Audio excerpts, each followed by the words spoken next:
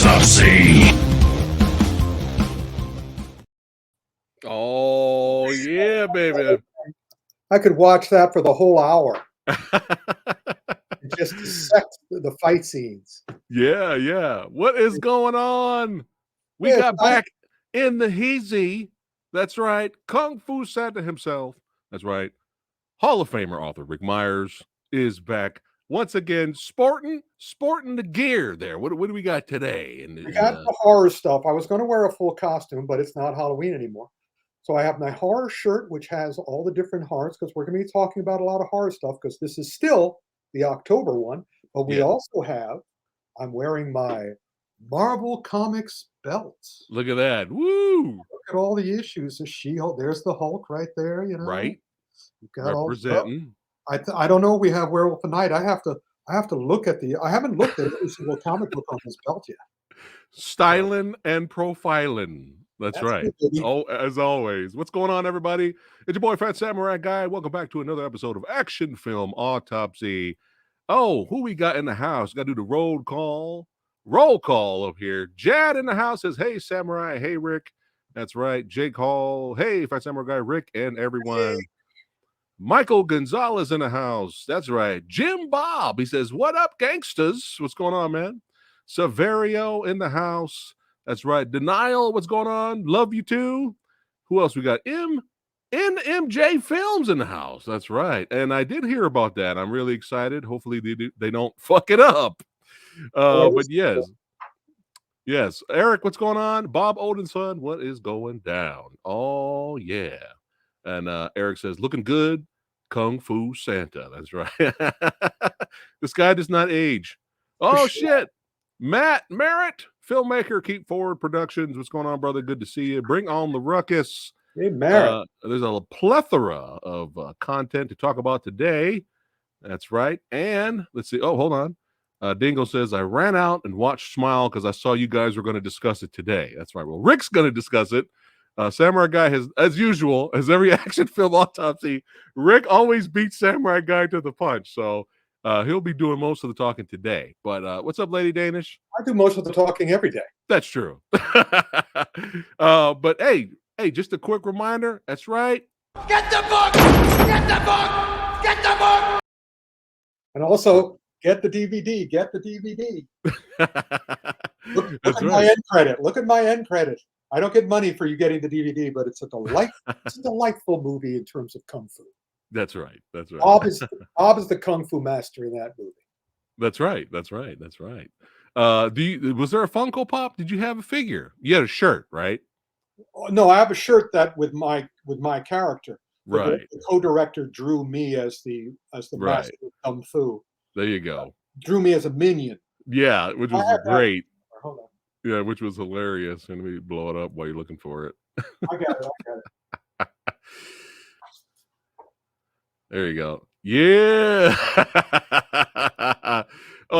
It's all about the banana chucks.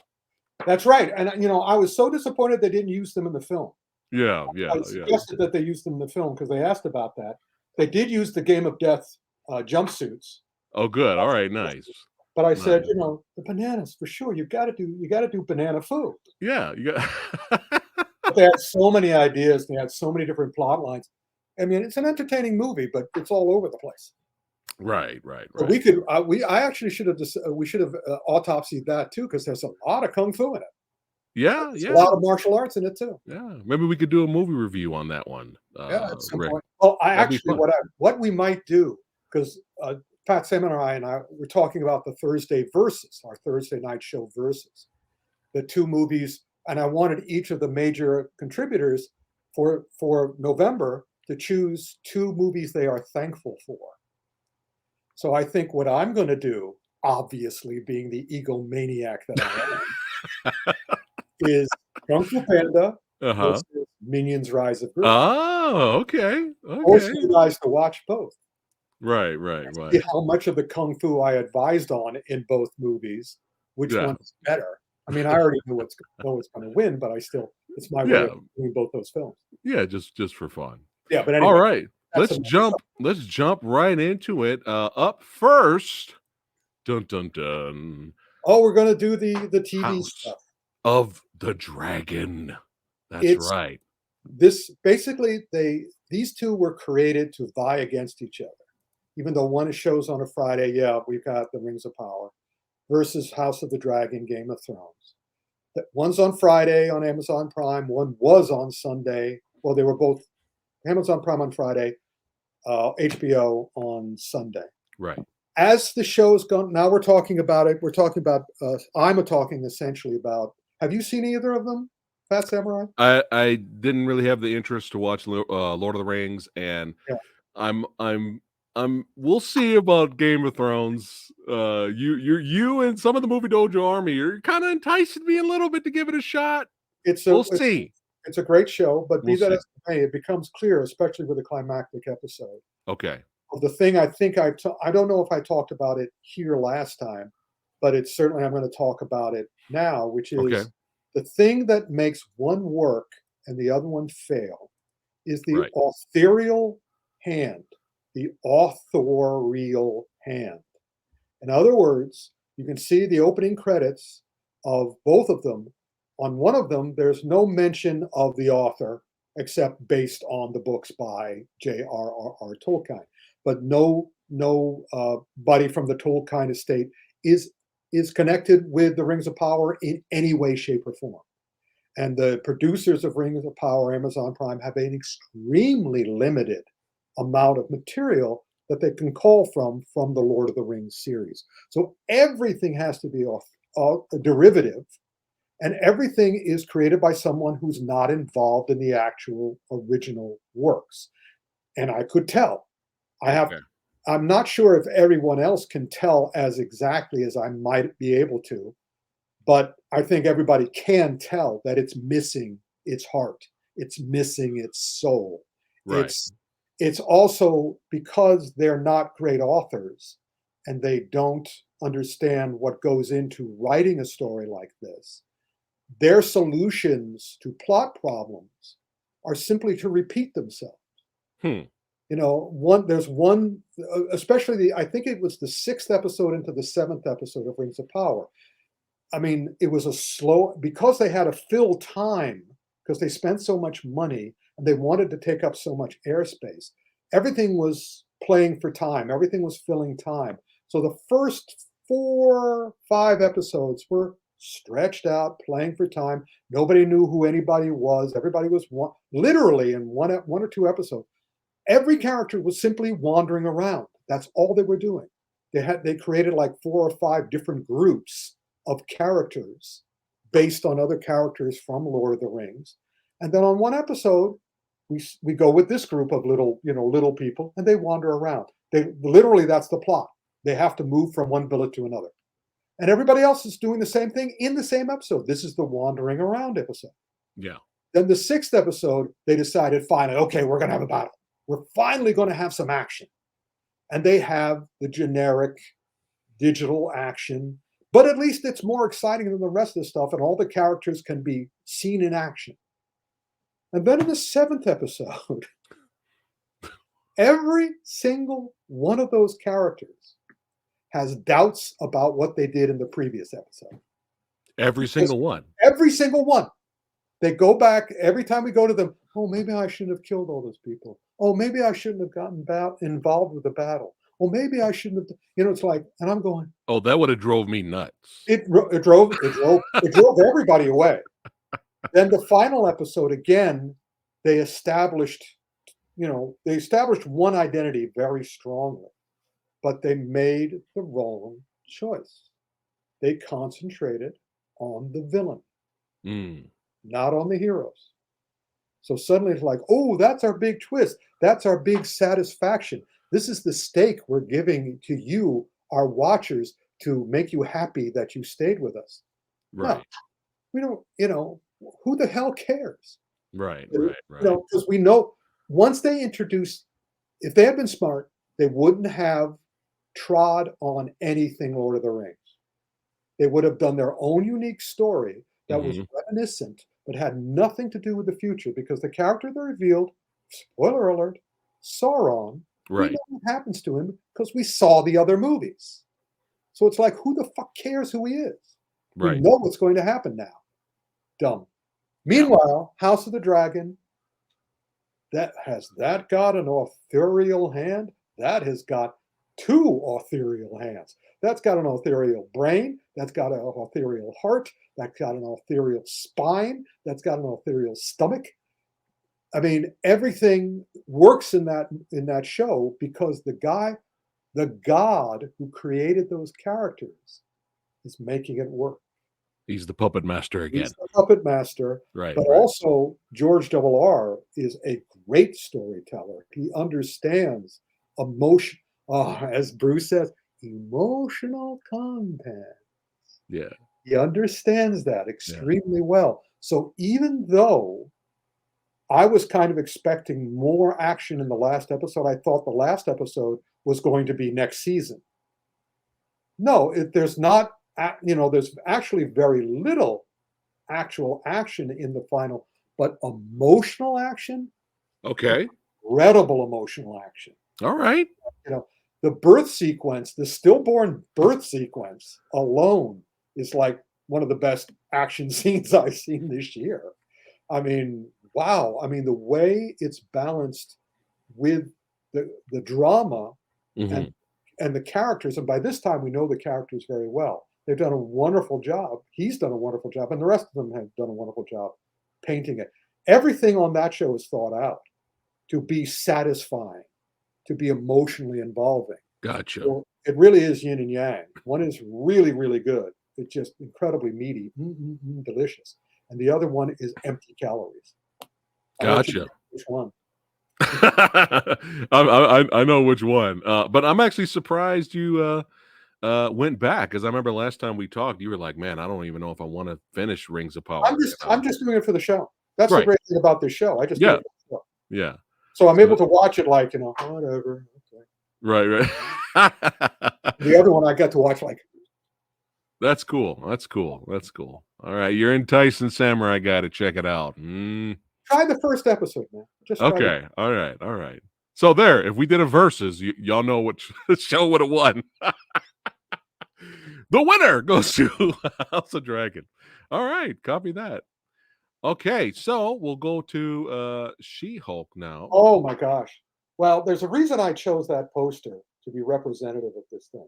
Okay. Because every single man I've talked to, I'm going to the gym, and the guys in the gym, all the guys in the gym hated She-Hulk.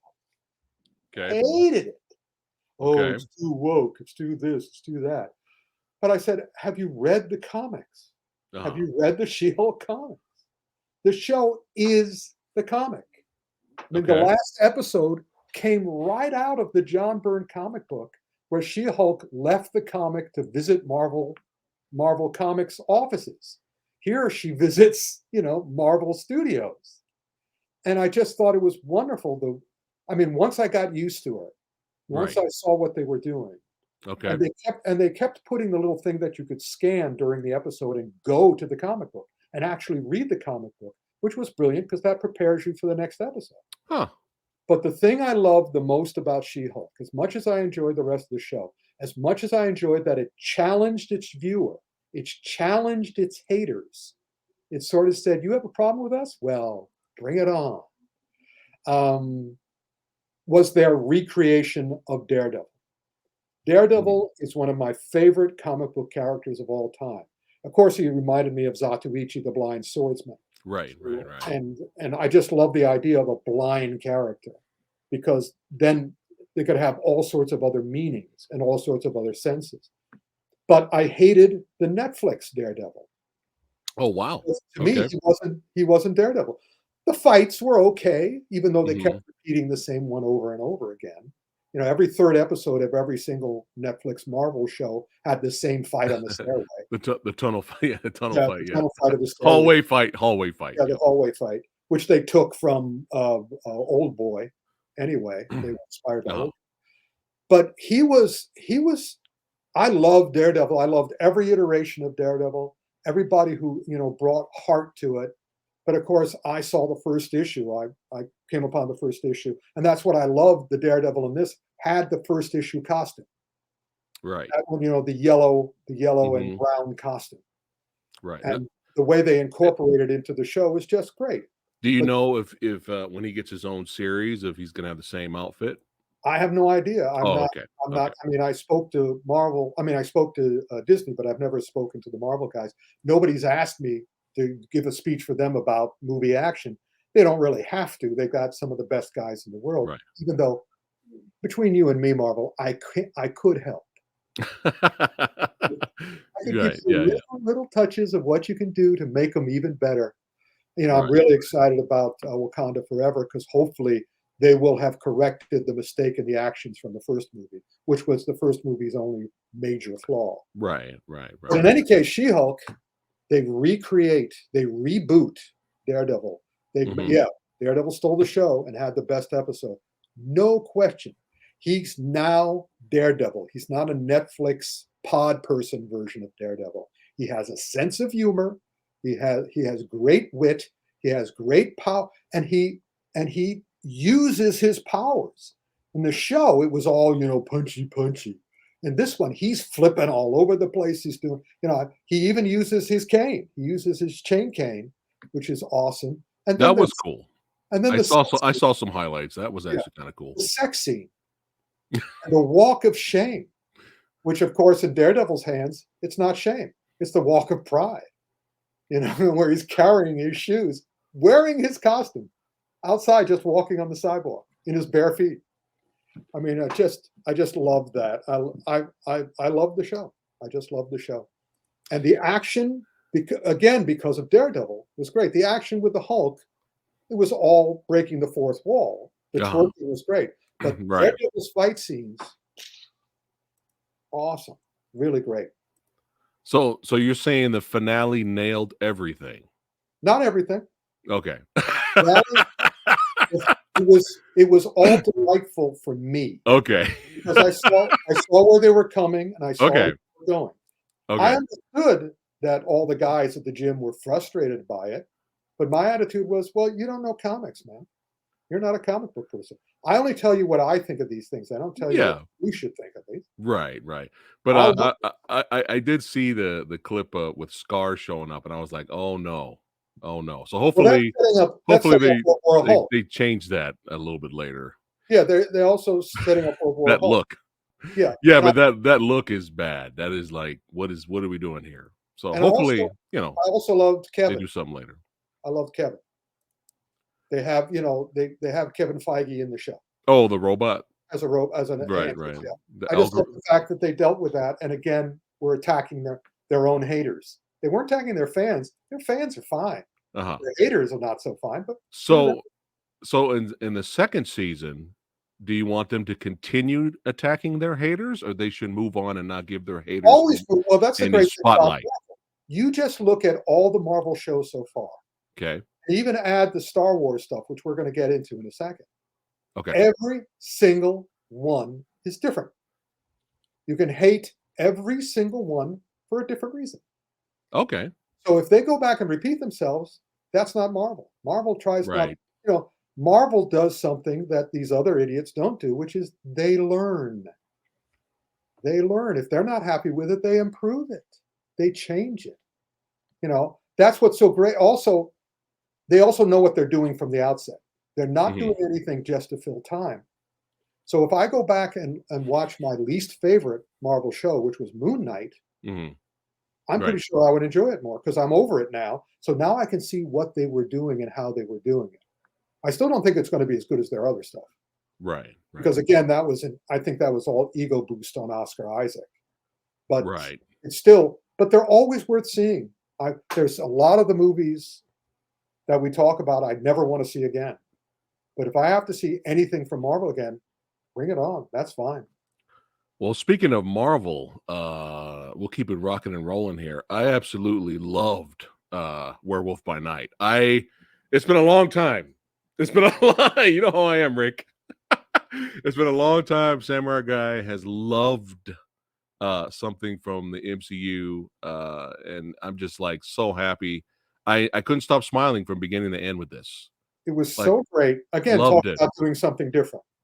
Yeah. This was the Marvel homage to horror, and I'm talking about real horror, not murder movies or slasher films.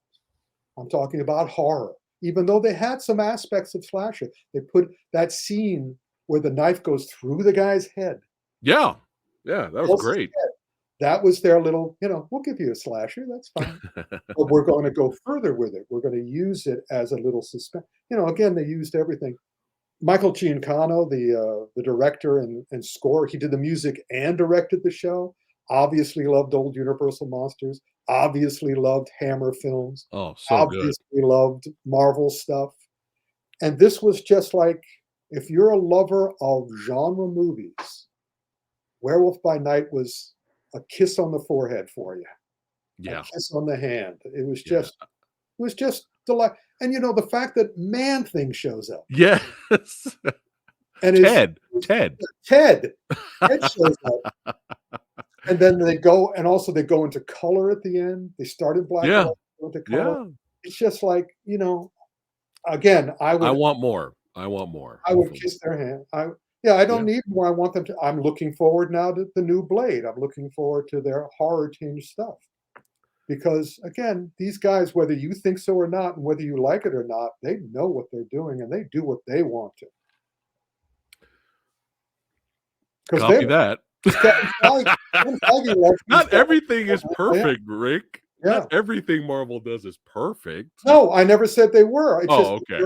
For me, they're all enjoyable. Gotcha. I mean, you know me, I've seen so much stuff. Right.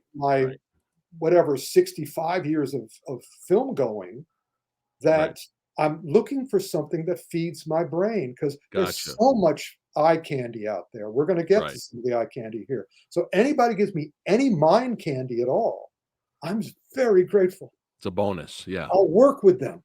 Right. Gotcha. All right. Let's keep it going here. Yeah. Werewolf by Night. I didn't see that coming at all. And by the way, the action was great. Yes. Everybody fought in character. Yeah. Everyone fought in character. I watched several of those fights twice, which is fairly rare. Yeah. That was great. Yeah. All right. Oh, dear. We don't have a Marvel thing? We already did Werewolf, but there's no other Marvel thing? Let me look. No, we have Jedi thing. You want to go to Jedi? Okay, no, we can wait, because that could be with the animation. Okay. It's interesting. Doctor Who, Power of the Doctor, goes along with another movie that's on this list that is very similar to it. Do you have the picture up? Yes. I can't wait to hear the similarities here. Go ahead. Yeah. Halloween Ends and Doctor Who, The Power of the Doctor, are very similar. For the usual, these are the ones that I'm going to go ballistic on. Okay. Again, what makes me ballistic is inexplicability. I mean, just why did these filmmakers make the choices they made? They seem to be the worst possible choices they could think of. And I suddenly got a flash of inspiration as to why Halloween Ends did what it did. Okay. Both those things, Power of the Doctor and Halloween Ends, both of them consciously, purposely sideline their main characters for like 75% of the show. Really? In one case, the show in the other. Well, the show, Doctor Who, was 90 minutes long, so that was basically feature length. And the main character, the Doctor, was sidelined through most of it. Halloween, Michael Meyers, was sidelined through most of it. And it was like,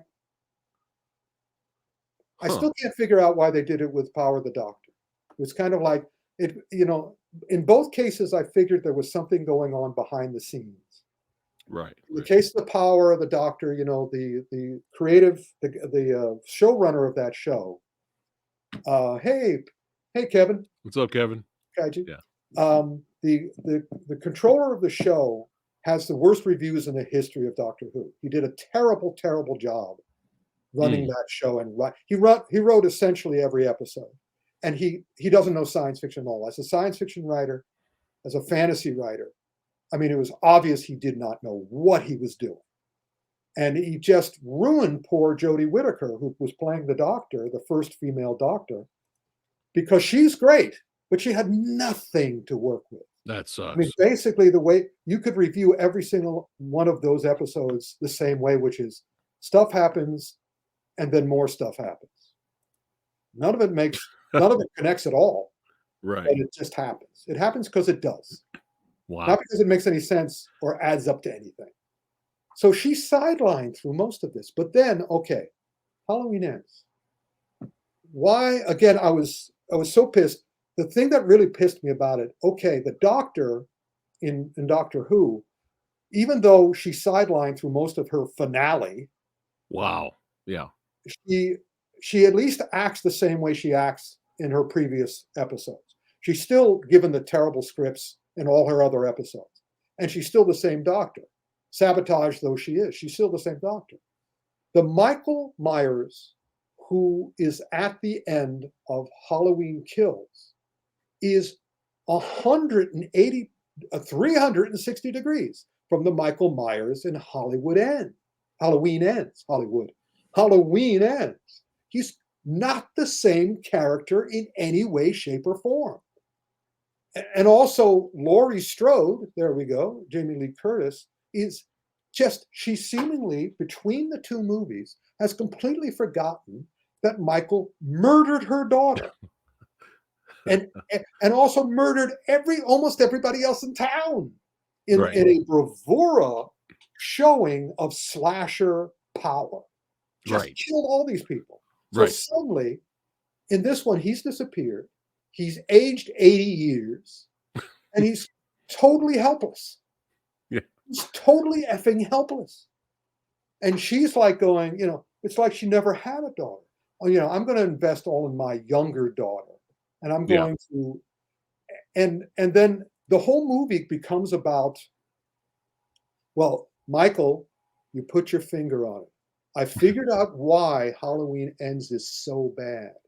Okay.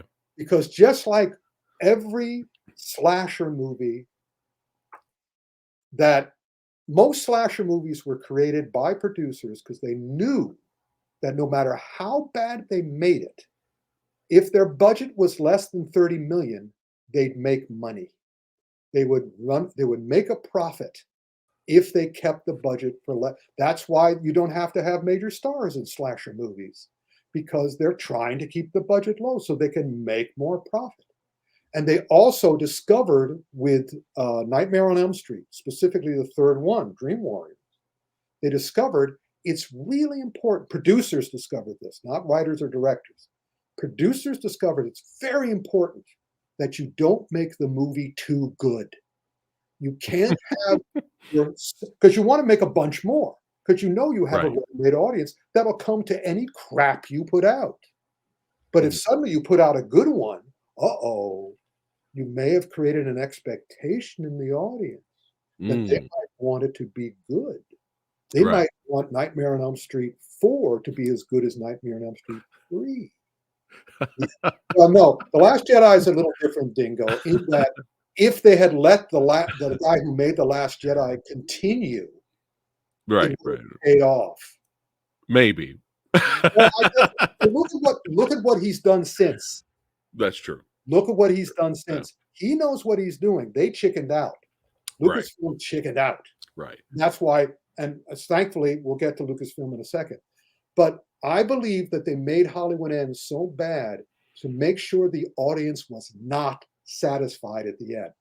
So they were hungry for a reboot as fast as they could get it. Interesting theory.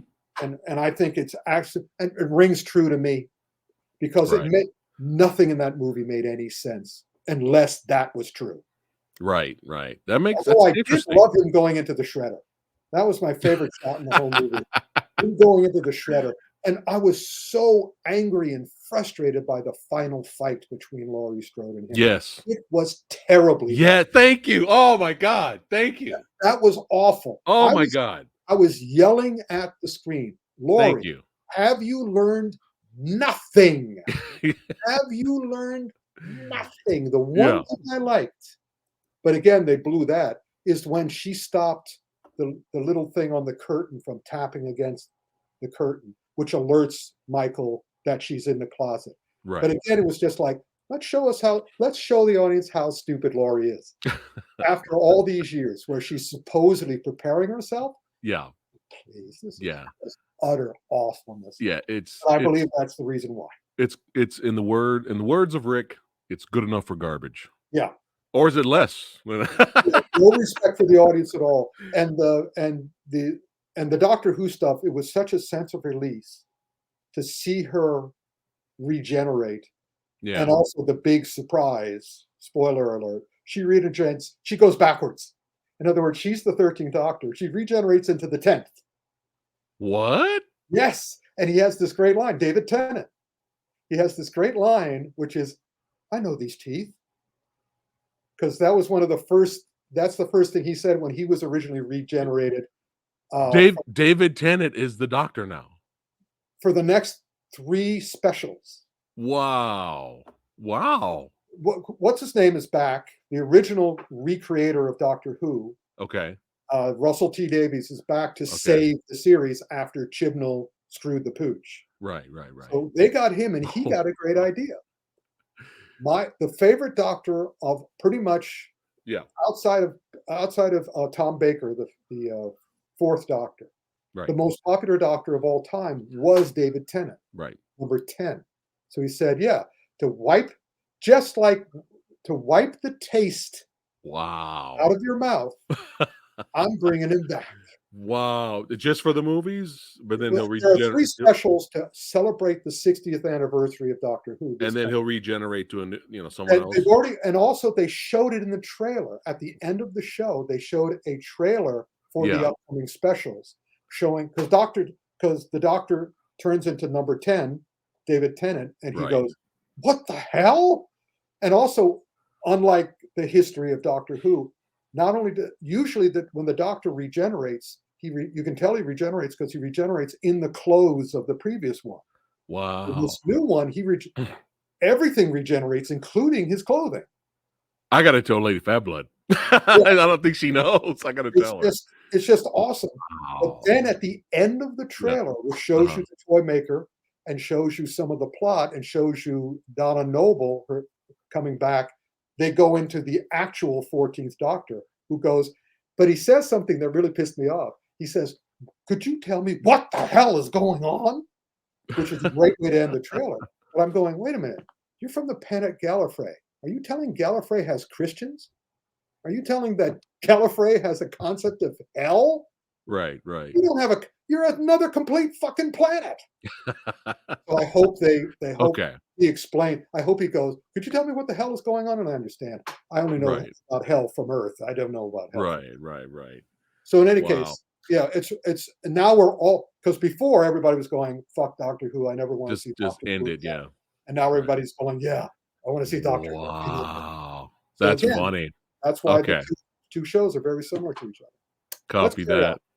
Well, before we carry on and keeping it horror, I got to get your quick thoughts on this, Rick. Yes. So I don't know how, and those of you that have watched this channel, you guys know that I'm never really was that invested in this new Halloween trilogy. I was one of the rare ones that liked Halloween Kills. Why? Because I didn't care about the story. The only thing I wanted to see was him kill people. So I got what I wanted. That was it. That's what that But David Gordon Green apparently kind of took a shot at Exorcist director. And what's weird though is, I mean, you'll have to look up the comment. But what's weird is I don't understand how David Gordon Green is now the messiah of horror. Because he has his Halloween trilogy, and now it's been greenlit that he will have his Exorcist trilogy coming, and now he's also in charge of the Hellraiser series coming out. And I'm like, what? Man, I guess it's who you know. I mean, thoughts on this? What do you think? It depends. Yeah, it is about it's about ego. And everybody wants their Kevin Feige, but they actually don't want their Kevin Feige. They want their Kevin Feige. In other words, the other studios just want a figurehead but they're ready to deep six it if they do, the the universal horror, whatever, what was that called? The horror the thing, Tom Cruise's mummy, where they were going to do the Dark Universe. The Dark Universe. Yeah. Everybody wants their universe. Right. Well, they're going to give him that because the Halloween stuff made money. And here's another thing. This is what Zack Snyder is very good about. Zack Snyder and David are great in the room. That's what the Hollywood guys say. That's what the Hollywood executives, the studio execs, say at their cocktail parties, or at their drug parties, or at their porno parties, or at their hooker parties, or whatever. They always say he's good in the room. So he's got the gift to gab, is what you're saying. He goes into the room and he has his artwork and he says, "This is what I want to do, and it's going to be so great." And executives sort of go, he makes money. And also, good enough for garbage. Gotcha. They don't care as long. Horror producers don't care. Don't make it too good. Because then and also, if Dorn starts casting big actors, then he's screwed. But if he keeps it very, unknowns or B-listers, he's fine. He can do whatever he wants. Yeah, I'm just not excited about his projects after this. But let's and speaking of Hellraiser, what was your thoughts on the reboot here? I have absolutely none because I didn't see it. Oh, I thought you seen it. Okay. Did you see it? Yeah. Well, that's why you're here. Let's go. Tell me how you thought I enjoyed this director's work. He did The Night House with Rebecca Hall. He did The Ritual, which is one of the best creature features I've seen in years. Well, I'm going to get a lot of flack for this, but this is my least. Always say that. This is my least favorite of the three. I liked Hellraiser. I think I gave it like a B or a B minus. Practical effects are great. Had some good atmosphere. But there was just something about it that, I don't know. I don't know. We did a whole big long video on it. If you guys want to hear my thoughts, watch our video on it with Lady Fat Blood. And Lady Fat Blood breaks it down with history from the actual book, the novel it's based off of, all that stuff. She breaks it down. Okay. She's knowledgeable and that stuff. But I thought it was good. It was solid effort. It was a solid reboot effort. I liked it, but I don't love it. I'm not like this, Rick. Like, Rick, Hellraiser, Rick, you gotta watch Hellraiser right now. It didn't have that effect on me. So, as the author of a trilogy of novels about, Fear Itself, Living Hell, and Worst Nightmare, all based on horror novels that I would rewrite. My issue with Hellraiser, I only watched the first one and half of the, second one. Okay. My problem with get me off of the I can't look at myself too long. Not that big. Yeah. My problem with that, and you could tell if you read my books of the undead, is that if you're going to have a Hellraiser, I demand equal time, which is I want Heaven Raiser. I want the two fighting.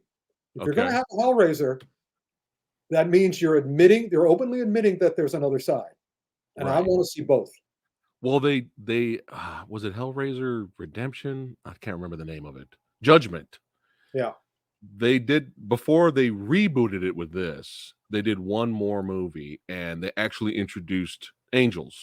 Well, there you go. And everybody hated it. Everyone hated Judgment.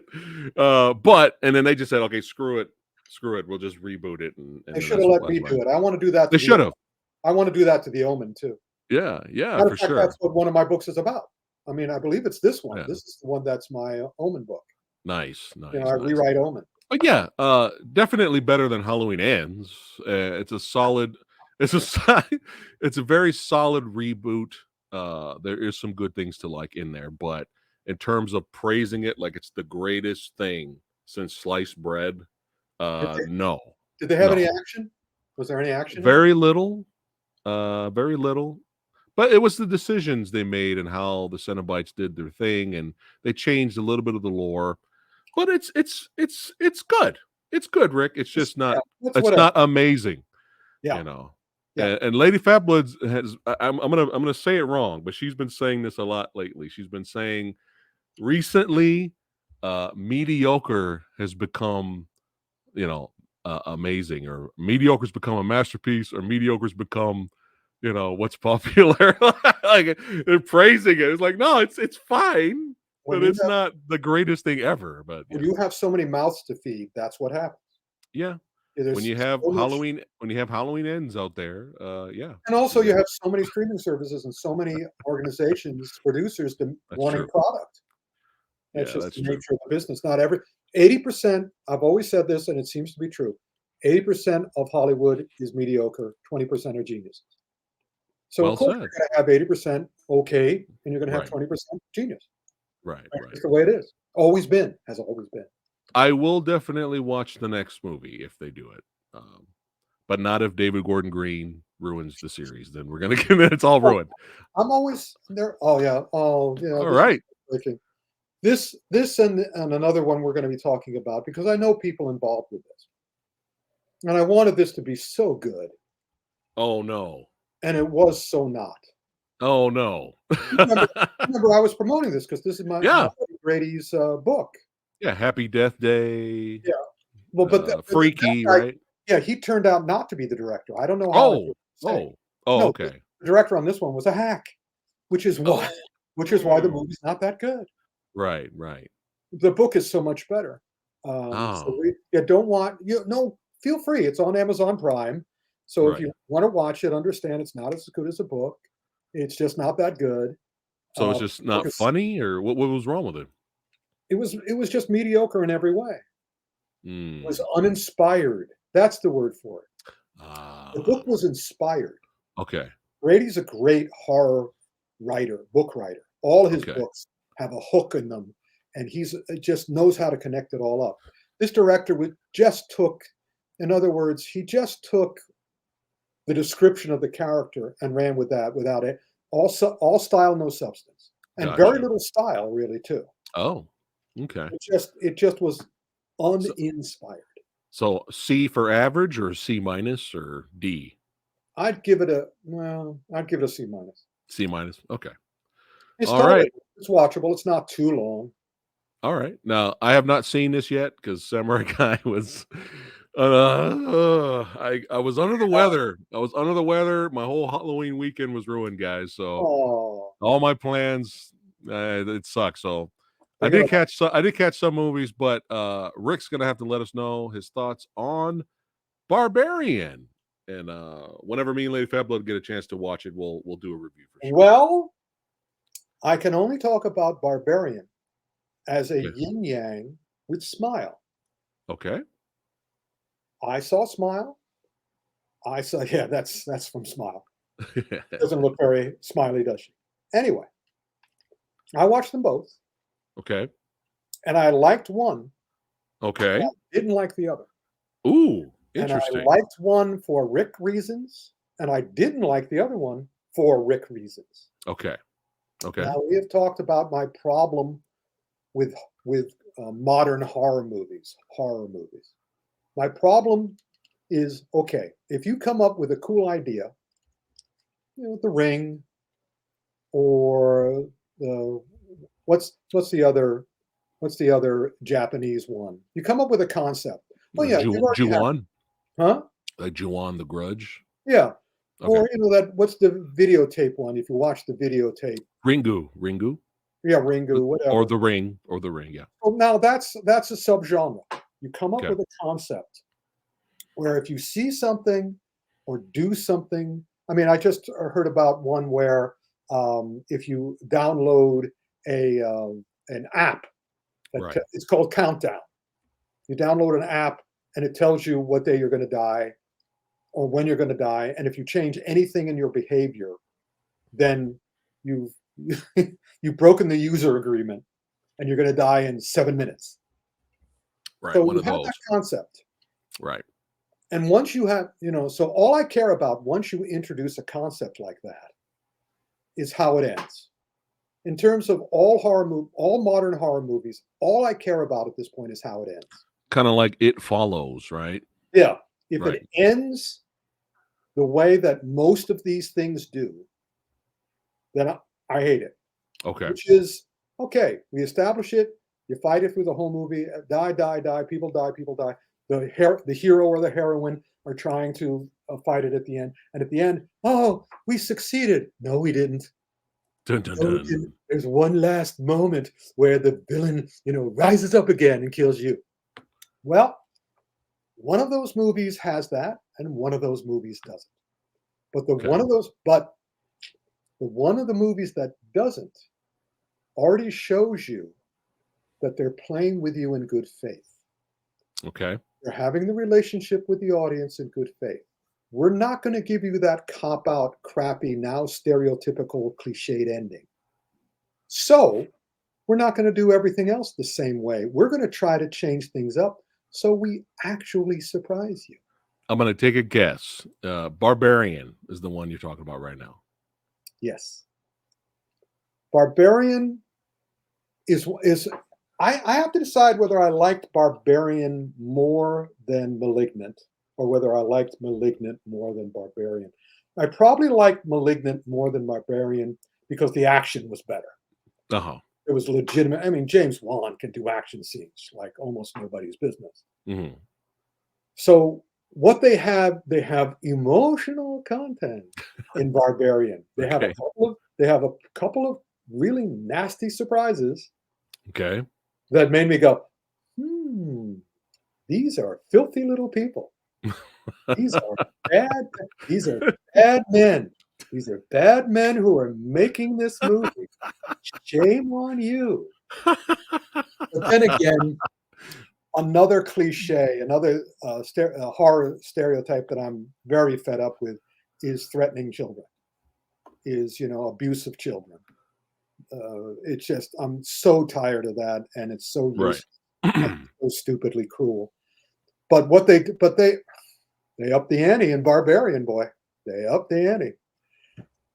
But what's also great, and I'm sorry, everybody, spoiler alert, you can close your ears if you want to, Fat, but okay, you have to decide who the villain is in Barbarian.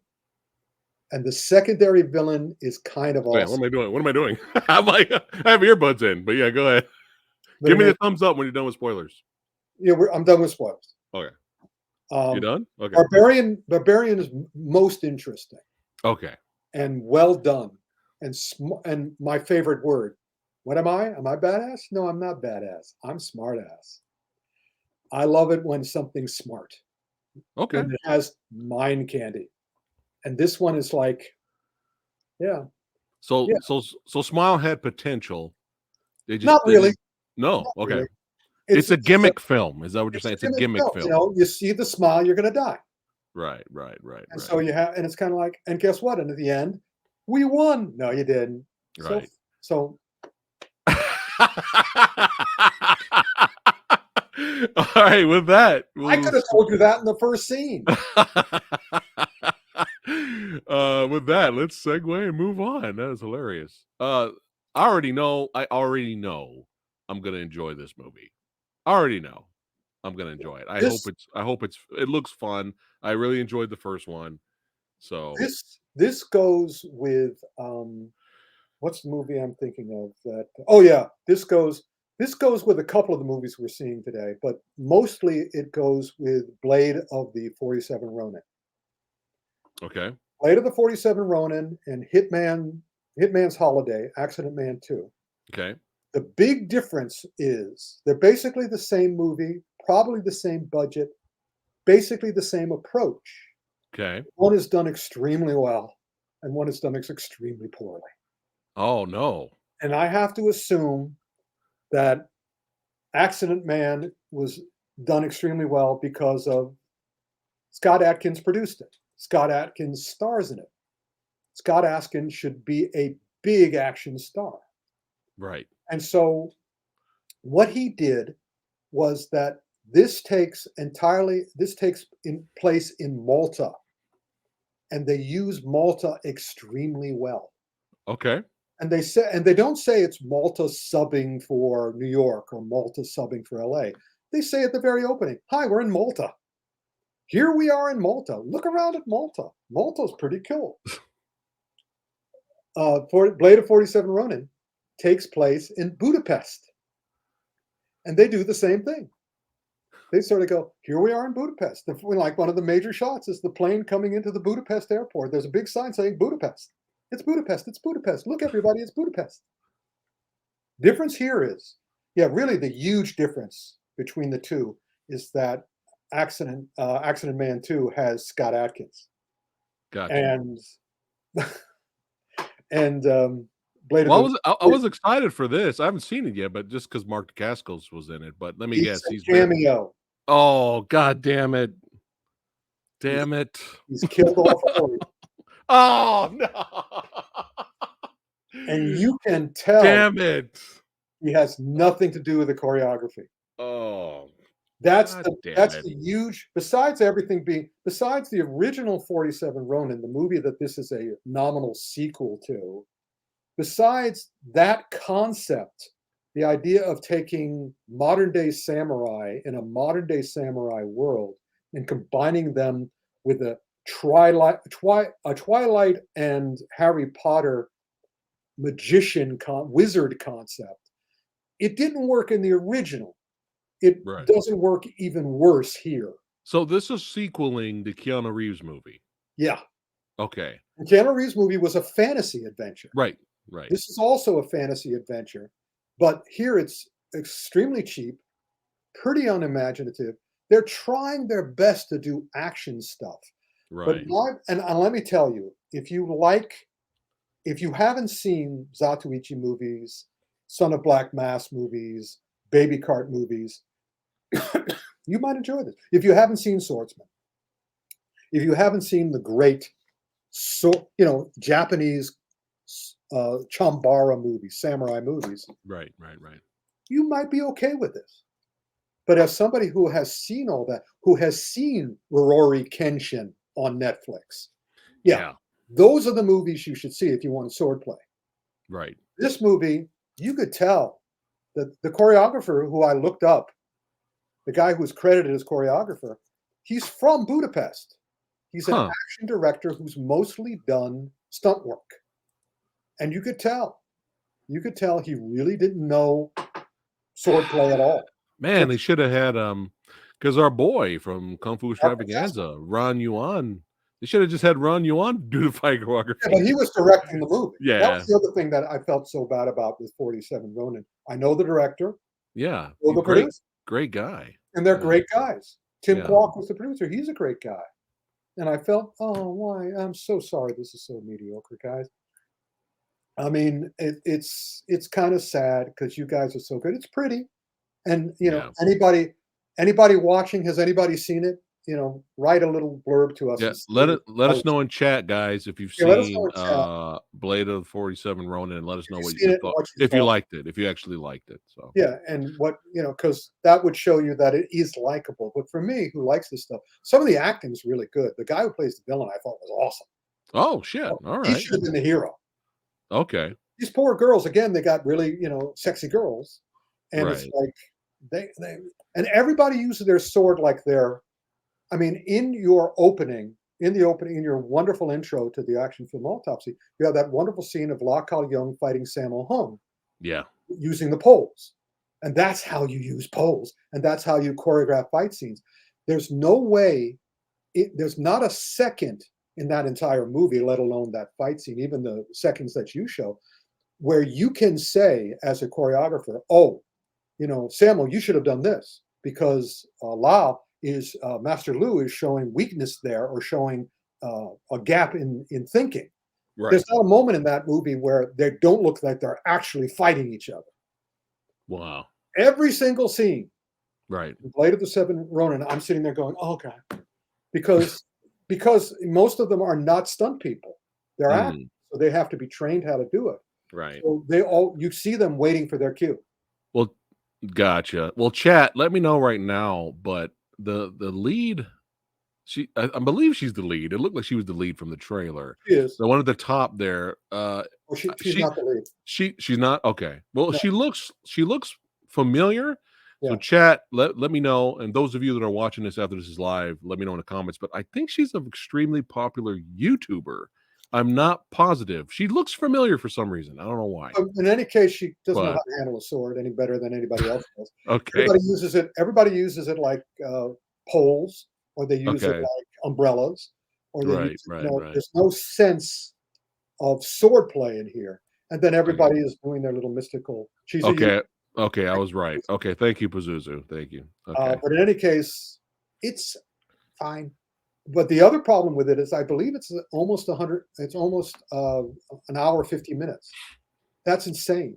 An hour and 50? Yeah, I was just going, Ron, man, you should have cut this down to 90, and you should have cut it down to 89. Yeah. Why you have it this long? So we can all sort of like just sort of go, oh. So yeah. Well, hopefully, this will launch Ron into something bigger and better, Well, Samurai Guy like it. Well, I like it. You tell me. You go see it. Meanwhile, okay. Accident Man 2, Hitman's Holiday, I found very similar in its plot line to Bullet Train. It's a huge bunch of hitmen who all get to hit people. Who she's a YouTuber, thinks generic campy skits who gives common sense advice, but she's easy on the eyes. LOL. Well, there you go. That's why she was hired. She was easy on the eyes. Yeah. Okay. They did the best they could. Right. They used Budapest well, but it was not well choreographed, and it was not. It didn't have any spark, and it was really stupid, and it was kind of sad. I mean, the opening sequence alone in that movie, where the two characters tell you the plot, they just tell you the plot, and it's kind of like, oh, it's called radio writing. It's like writing for radio. Because you can't see anybody in radio, so everybody has to tell you everything. So exposition dump right at the beginning. But a poorly done exposition dump. It wasn't clever. It's just two guys at a table talking. But then Jiminy Cricket came down and started talking, right? Oh, yeah, believe me, Blade of the 47 Ronin was not as bad as Pinocchio. It was tolerable. 47 Ronin, but at 90 minutes, it would have been even more tolerable. So I don't know. I do not understand why they didn't do that. Well, I know I'm in good hands with Accident Man because I can't wait to see Scott versus Andy, my boy Andy over here, man. He's got a sense of humor. He's smart about it. He cannot fill the full. I think that movie is 88 minutes. He's smart. But he can't, because of his budget, he cannot fill it all with action. So he puts in humor, his humor. Nice. Everybody's there for him. The actor, and also they're not major stars. He's the biggest star in it. Right. But they're all pretty darn good. Yeah, Andy's great. I think he got the cream of the crop in Malta. Mm-hmm. Yeah. He put it in a Malta newspaper or a Malta whatever YouTube and just said, "Come on down, I'll audition you." And he just got the best guy. Nice. And it's very lightheaded. In other words, not Accident Man. Bullet Train. I cared about the characters. They actually made me care about these characters. So, and I thought that would be impossible to do. So that I thought David Leith, it's like, good job, buddy. But here, Scott Adkins, it was like, I didn't care about anybody because they were all, cartoonish characters, but I liked everybody. I didn't. You had fun, but I liked right. And when he does choreograph, man, the fight scenes are good. They're not great because again, he can't afford to have everybody fight completely in character. Right. He can't really do anything. I mean, again, I was hoping his character was smarter than he appeared to be. But what's great about his character is he's smart as he fights as smart as he is. Okay. All right. But he doesn't give up, and he has a great sense of humor, and everybody's good. There are some moments where they do some weird cutting, which I'm not happy with. They establish each hitman has a character. The clown has a character. Right. The Asian girl has a character, and the clown, needs, and they had a strangler character. And so once they establish his code, they keep cutting away from him. And when they come back, he's already in the strangling. And I'm saying what would make that fight scene involving is throughout the whole fight, I want to see how he gets his hands on his enemy's throat. But here they would cut away and cut back, and the hands were already there. Oh. And they did that with every single character. Huh. They didn't show them paying off their gimmick. Each one has a gimmick, and they never show them paying it off. Going, and next time I talk to Scott, I will talk to him about that. I will say, why didn't you do that? And I'm pretty sure I know what he's going to say. The producer didn't let us. Yeah. Because that's what happened. That's what happened with Snake Eyes. In Snake Eyes, they cut the shit out of the fight scenes. They don't cut the shit out of the fight scenes in this. Oh, thank God. Okay. They don't pay off as tightly as they could have. Gotcha. But it's still a really entertaining movie. Cool. I can't wait to check it out for sure. And you're waiting right now. And I reached out to Andy too, and maybe we'll get Andy here on the channel. Oh, that'd be awesome. I'd love to interview him. He's great. And all right. Why they cut away from his gimmick? Why did they cut away from his gimmick? Oh, I'll have to ask. All right. So this next one, I don't know what you're gonna say. I didn't see your posts on Facebook, so I don't know what you're going to say. But I want to see your reaction, because I saw people saying after they got done seeing this that was a fun Marvel movie. Well, again, they have to make it political. In other words, it's kind of like, it's not enough that it's a decent. What this is not a DC movie. Okay. It has DC characters in it. Okay. But what it is, first, last, foremost, this is a rock movie. It's super rock. This is Dwayne. Well, he's always super. I know. I mean, come on. In Hobbs and Shaw, he's pulling down a helicopter with one arm. Yeah. He's always super. Right. So the thing is, it's my fault, everybody. Okay. It's my fault. I was stupid enough to have expectations. I was stupid enough to think, okay, The Rock is not making a rock movie. He's making a DC movie. Therefore, it will be a combination of the best of two, of The Rock and DC united. Right. No. It is a rock movie. And do not misunderstand me. Okay. I have liked every rock movie I have seen. I haven't loved any of them, but I've liked them all. I like The Rock. The Rock is great. All he wants to do is entertain you by entertaining himself. All he knows how to do is to recreate the feelings he had in the movies that he saw when he was a kid. That's that Tower movie he did, the Skyscraper. That's all of those movies. Every single movie that he alludes to in that movie are the ones that he loved as a kid. Right. I was angry at the waste of metal. I'm like, yeah, there you go, Jad. It's absolutely true. It wasn't a Black Adam movie. It was a rock movie. Right. So he went just up to his level and no further. And as such, again, I was like, throughout most of it, I was going, oh, it's The Rock. He's nice. I like him. Oh, too bad. Thanks for the super chat, Jad. So they didn't focus at all on the concept of anti-hero at all? No. What he did was a Rock way of focusing on that, which is he kept giving it lip service. I think somebody on YouTube did what was it called? A reel. What's it called when they take all these scenes together? They take every scene where something happens and puts them all together. You know, if somebody says hello throughout a movie, they have a hot reel of all the different times they say hello in the film. Oh, like some somebody kind did a hot reel of The Rock saying, I'm not a hero. I'm an anti-hero. I'm not a hero. I'm an anti-hero. I'm an anti-hero. He says it like at least a half a dozen times in the movie. At least. Wow. You know, so he gives it lip service. He doesn't do it. He gives it lip service. Because he's The Rock. He wants people to like him. He doesn't want people not to like him. So he killed no one. He killed no one? I don't remember him killing anyone. Oh. And besides, no, the bottom line of this one is that these are demigods punching each other. These are demigods punching each other, which is my biggest disappointment because it's all digital action. And again, when these heroes face each other, they don't do what they should do. They punch. They punch and they kick and they shoot bolts. And guess what? The person they're punching and kicking and shooting bolts at, take the bolt. Maybe they go flying through a building, but they're fine. They're not even hurt. Occasionally they pretend to be hurt. But for the most part, then they're back doing these. They're just like me and my best friend and my brother playing cops and robbers and spy versus spy when we were kids and doing the fake fighting.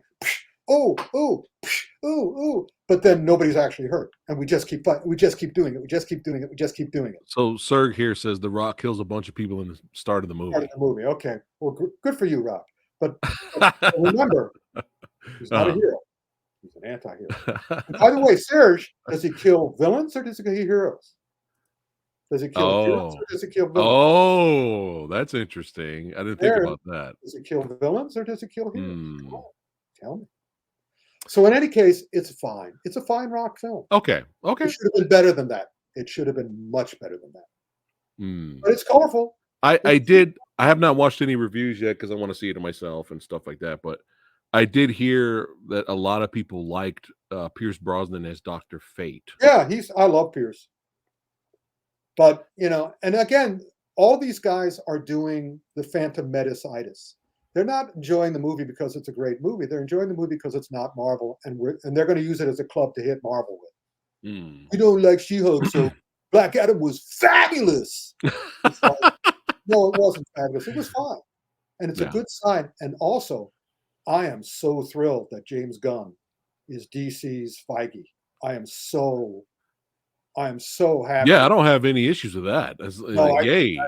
Great. Somebody makes some good decisions. I'm so happy to Cavill is back. It's like, yay, someone made a good decision. And also, he's made it very clear that what he wants to play is a joyous Superman. Right. He made it perfectly I saw that. Yeah, I'm down for that. Sure. Yeah, and meanwhile, Zack Snyder goes, I can't wait to work with you again. And I can just see Cavill going. And that's why I say, Zack Attack is under the gun now. Is under the gun. I have a feeling that I'll be fine. I think we'll go see it and we'll be like, that was a fun superhero movie, and that's now that you know it's a Rock movie and not a Black Adam movie, you'll be fine. Okay. All right, copy that. I wish I had done that too. Now I'll see it again. Yes. Now, after we reviewed RRR and we asked for suggestions, a whole bunch of movies came up. We had a lot of badasses in the comments give us suggestions, and there's too many movies. We can't get through all of them. But Bahubali 1 and 2 was on there, and I know they're both on Netflix. I put them in the queue, and when you leave it, I know it's 6 hours, right? When you leave it on the the thumbnail, it starts moving a little bit. It shows you like a little bit of taste of the movie, and my jaw dropped. I was like, oh yeah, I'm gonna love. I got a feeling I'm gonna love this shit, man. So, now you saw RRR, right? Yeah, I loved it. Here's the deal. That's the latest film by the director. Right. This was one of the director's earlier films. Bahubali number 1 was 2015. Okay. And the sequel was 2017. Right. They're beautiful. They're not as good as RRR. Oh, as an overall movie. Okay. I mean, he learned from these films. He learned from these. And they're still beautiful. And they're still cool.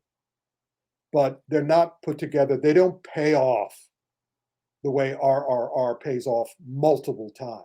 Okay. But it's worth watching in terms of action spectacle, at least. Yeah, sort of. But again, they don't have everything in RRR had weight and effect. Okay. These are very digital in that things happen, and by the end of it, it's again demigods punching each other, and but it's still beautifully done. All these wonderful little moments. It better be wonderful little moments because you've got 3 hours in each episode worth of it. Right. But they're eminently watchable. You can see that there's a sure hand. But again, if you're going and expecting RRR, don't. Just go and expecting the first, this is basically what are 2 early Marvel movies? I mean, in other words, this is not RRR is Endgame. Okay. This is Thor.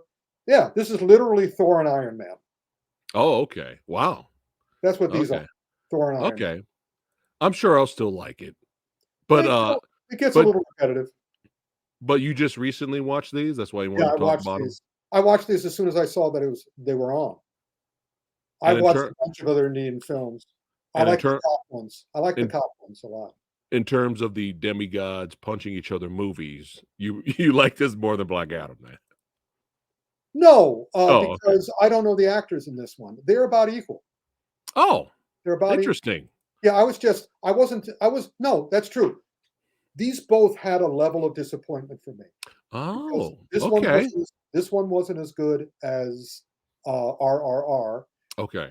and Black Adam wasn't as good as I wanted it to be, since it wasn't just a rock movie, although it turns out to be, yeah, just a rock movie. Well, I'm glad you told me to lower my expectations then a little bit. I'll probably enjoy it. Absolutely, I enjoyed it. I enjoyed Black Okay. Adam too, just not as much as I wanted to. All right. Copy that. Once you set a bar for me, once you set a bar, I want that bar reached. Gotcha. I'm too old for this shit. I want every movie to be better than the last one. Right. All right. Now, the first animated Mortal Kombat film, which was based on Scorpion, I absolutely loved it. I thought it kicked the live actions movies ass that came out the same year. I loved it when it was all about Scorpion. You get the history and all that stuff. I was going crazy for that first one. And then the one that came out after that, I forgot the name of it. It was okay. It had its moments, but now this is the third animated Mortal Kombat movie. Um, I don't. I saw the trailer and I'm just kind of like, I like the character of Kenshi, but the trailer, I was like, man, they're just the animation. What happened? They got cheap. Yeah, they're just getting cheap now, man. They got incredibly cheap, and it was a painful experience. There's just nothing to it. No, I love animation, and this is like disappointing in almost every way. Oh wow. I could hardly get through it. Oh, you couldn't even finish it? I could hardly get through it. Oh wow. I got to it, but Okay. I didn't see a lot of it. Right. Gotcha. Well, I'll be waiting if I'm even interested to check it out. I'll wait till it comes on HBO Max for free. Then maybe I'll watch it. There are much better animated movies to watch. Yeah, but that first one. For instance, what we're doing next. Yeah. MK loves everything Mortal Kombat, so he enjoyed it. All right. For you, buddy. More for you. Yeah, more for him. Okay. Star Wars. I was curious about checking this out. Tales of the Jedi. It's the big F. It's Dave Filoni. Unleashed, uncontrolled, unsecond guessed. It's great. Nice. It's one of the best. It's one of the best things they ever did. Nice. You scared me for a second when you said the big F. I was like, oh damn. Big F. Well, they're all, Favreau, Filoni, and Feige. The three Fs. I thought you were rating them. I thought you were rating the series, but no. Good stuff. It's very good stuff. I mean, it's got heart, it's got brains, it's got soul. It's what Star Wars should have always been. I'm not a huge Star Wars fan because my attitude is there are only 3 movies in the entire series that were really good: Star Wars, Empire Strikes Back, and Rogue One. This is really good. This explains the Jedi. Nice. Yeah, you're right. He never fails, Bobo. Don't constrict that guy. Let him do what he's doing. He's bringing so much heart and brains and backbone and soul to the work. And I'm watching this stuff, and I really, again, it has the thing that I like. I care about the character. And it's connecting. And oh yeah, I love when people. My first novels were in the Destroyer series, the Remo Williams. Yeah. And my original editor had that great line because he was working with another writer who wrote the first 95 pages, and my editor wrote the last 95 pages. And he said it was like tying a bowl of spaghetti together. He got a bowl of spaghetti from his partner, and he tied all the ends together. And that's what Filoni is doing. All the stuff that is crap and makes no sense in the Star Wars movies, he is now making make sense in a way that is far superior to the source material. Wow. And also he's calling upon the stuff that they dared said wasn't canon. All right. Because the movies weren't that good, but all the books were great. Everything, all the peripheral stuff was great. And then Disney goes, oh no, that's not part of the canon. And and Filoni goes, like hell it's not. I'm going to use all the good stuff and tie it all together. So it's like he's tying all the spaghetti strands together, but in such a superior way from what they did. And the animation in this is deceptive, because that's one of the things that I've said about animation, which is animation comes in two major parts. One is design, and two is the actual animation, how the characters move. And you can see from that picture that you just put up that the design seems to be rudimentary. They're not trying to recreate human beings. They're doing caricatures and exaggerations of the form of the characters and of the aliens. But man, watch them move. Nice. Watch these guys move. I'm gonna check it out. I'm gonna check it out for sure. And also watch these guys talk, watch these guys think. Oh, it was so like, why can't, I'm just like going, right. Why can't, well, hopefully from now on, all Star Wars will be like this. Right. I mean, The Mandalorian is great. Boba Fett, not so great. But that's because I had expectations after Mandalorian. So it's like, hopefully Star Wars will continue to be consistent. Yeah, Revan's my guy, so now I have to watch. Yeah. He's my guy. I gotta watch. Awesome. All right, that is the last one on the list here. Quick recap. Watch them move. For those of you that have just arrived, quick recap. Rick, thumbs up, thumbs down? Thumbs up. Let me get my thumb in there. There we go. Thumbs up. Go. Rings of Power. There you go. Thumbs down. She-Hulk. Thumbs up. Werewolf by Night. 2 thumbs up. Doctor Who, damn it. Thumbs, bad. It was bad. Okay. Except for the last 30 seconds. Your favorite film of the year?